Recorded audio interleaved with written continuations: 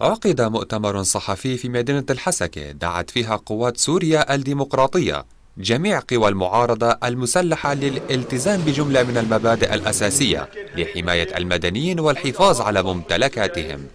وأكدت إنها راعت كل قوانين الحرب وشرعت حقوق الإنسان والقوانين الدولية الإنسانية وكل المواثيق والأعراف ذات الصلة خلال خوضها المعارك ضد مرتزقة داعش. وجاء ذلك في بيان أصدرتها قوات سوريا الديمقراطية اليوم، قرئ من قبل الناطق الرسمي باسم قوات سوريا الديمقراطية العميد طلال سلو خلال مؤتمر صحفي عقد بمقرها بحضور قادة من قواتها بينهم العميد حسام العواق والعديد من الوسائل الإعلامية. وجاء في نص البيان ما يلي: وفي جميع معاركنا ضد تنظيم داعش الإرهابي في مختلف جبهات القتال وفي كل مكان انتشرنا فيه وحررناه، قد راعينا كل قوانين الحرب وشرعنا حقوق الإنسان. And for the implementation of the objectives and principles that we were founded for, which are the liberation of Syrians with all their different affiliations, sects, ethnicities, from the brutality of terrorism and all terrorists and dictators. جاءت تصريحات الناطق الرسمي لقوات سوريا الديمقراطية العميد طلال علي سلو هذه خلال المؤتمر الصحفي الذي عقد اليوم حول حماية حقوق الإنسان والمواثيق الدولية بهذا الصدد.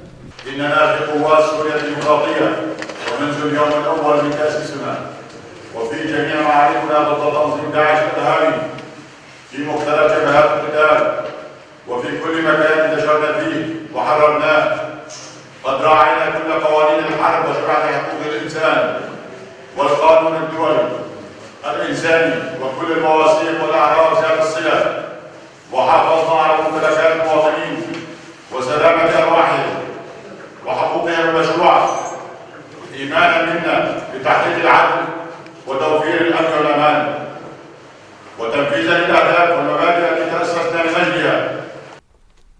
وعن استخدام داعش المدنيين كدروع بشرية في المدن التي تحت سيطرتهم تكلم سلو بما يلي: نحن كالعادة نحن دائما نوجه نداءات للأخوة المواطنين أن يغادروا أماكن الصراع، أماكن القتال الذي يدور ما بين تنظيم داعش الإرهابي لكي يستخدموا كدروع بشرية، خاصة نحن نتجارب سابقة من ضمن الحملات السابقة التي قمنا بها.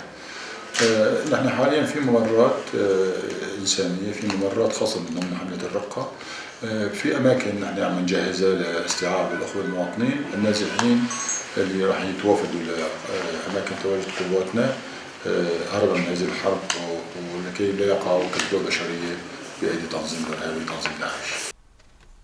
أشار سلو إلى أن القوة التي ما تسمى بدرع الفرات ليس ضمن نداءاتهم، إنما نداءاتهم إلى القوى السورية المنخرطة في النزاع السوري، وقال: ما وجهنا درع الفرات، لأن درع الفرات نحن نعتبرها جهات محتلة، هم عملاء لصالح الأطراف التركية ولصالح المشروع التركي في الريف الشمالي. نحن وجهنا للأطراف العسكرية الأخرى التي تعمل على الأرض السورية.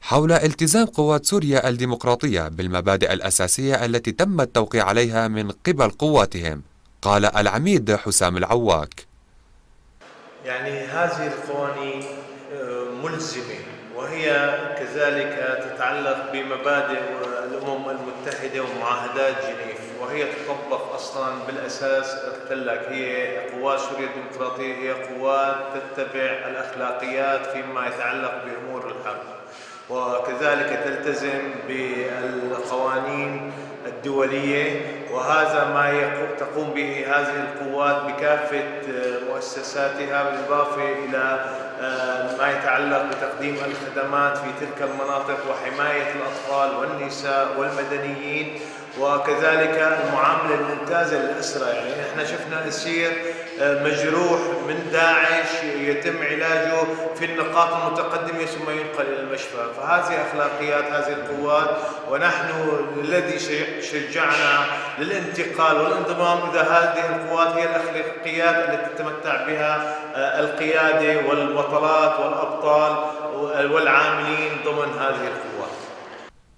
عبر العواك حيال قلقهم حول حماية المدنيين أثناء خوض معاركهم في الحملات القادمة بما يلي: يعني أنتم موضوع الإدارة الذاتية نجح في إدارة المناطق، وهي قوات الحماية إن كان الأسايش ولا تنظيمات أخرى لسه أنا ما بعرف بدراية كامل عنها، ولكن هي استطاعت إدارة المناطق، استطاعت تقديم كافة أنواع الدعم إن كان للاجئين أو حتى الناس المقيمين، وتابعت إعادة شريان الحياة.